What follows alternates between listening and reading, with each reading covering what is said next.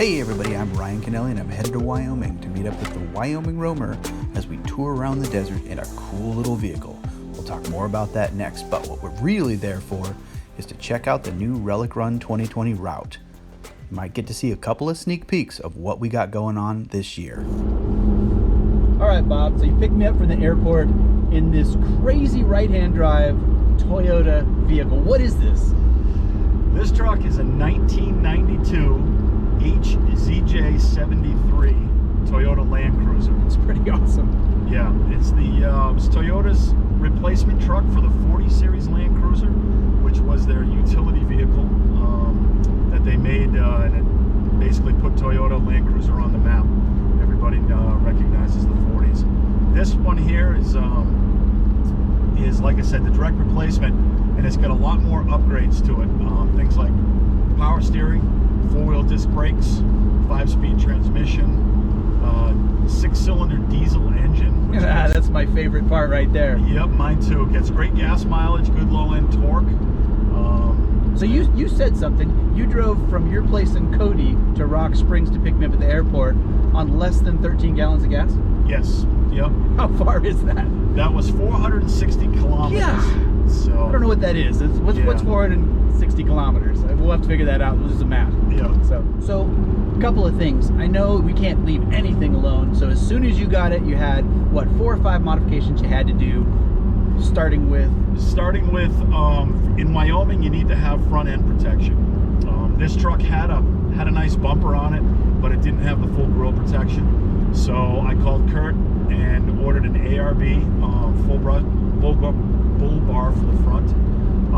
Needed to put a winch in it. Kurt recommended the come up 24 volt winches. Right, that's cool. You're living in a 24 volt system. Why make some adapter? Exactly. Yeah. So I went ahead and bought those, and then we went with Kurt's recommendation for an OME lift kit. 2.5 inches is about optimal for these trucks. I'm not a crazy rock crawler, 35-inch tire type of guy. I'm perfectly comfortable with 33s, and I like the challenge of trying to drive through, right.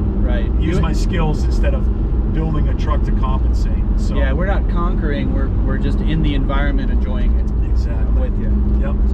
So anyways, yeah, so the lift kit went on, bumper on the front with the winch, and then yeah, that was about it. Finish out the inside.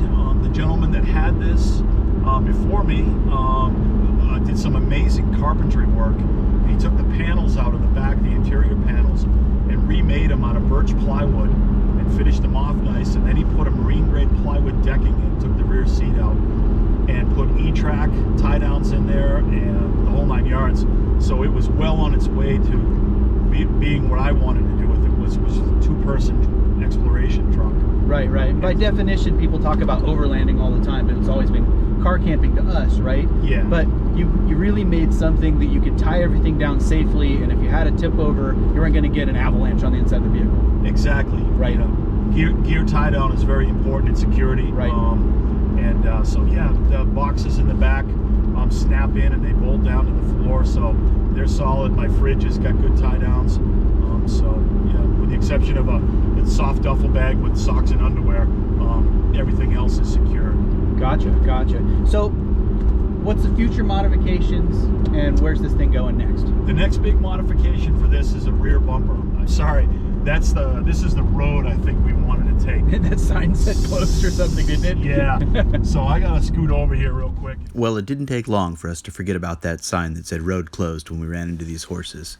These wild horses seemed to be roaming all over the place and didn't pay any attention to us, only if they'd have warned us of what we were about to run into. All right, Bob, so we found some cool 2-tire tracks. We've seen some wild horses, and we're looking at a major intersection where we're going to come up to the highway, and then what happened? Well, as is typical in Wyoming, we have a washed out bridge. There's no bridge. And so now if you look around, there's no intersection at all connecting us to where we're going. So does this mean we backtrack? We're going to have to adapt, improvise, and overcome, my friend. There we go. We'll keep you posted. Even though the right-hand drive Land Cruiser wasn't eligible for Relic Run, it sure made a great platform for driving around in the desert. It didn't take much twisting of the arm to get me into the driver's seat because I was excited the moment I saw that little vehicle. So I promised you earlier I would show you some of the terrain that we'd be on for Relic Run 2020. Let's check it out now.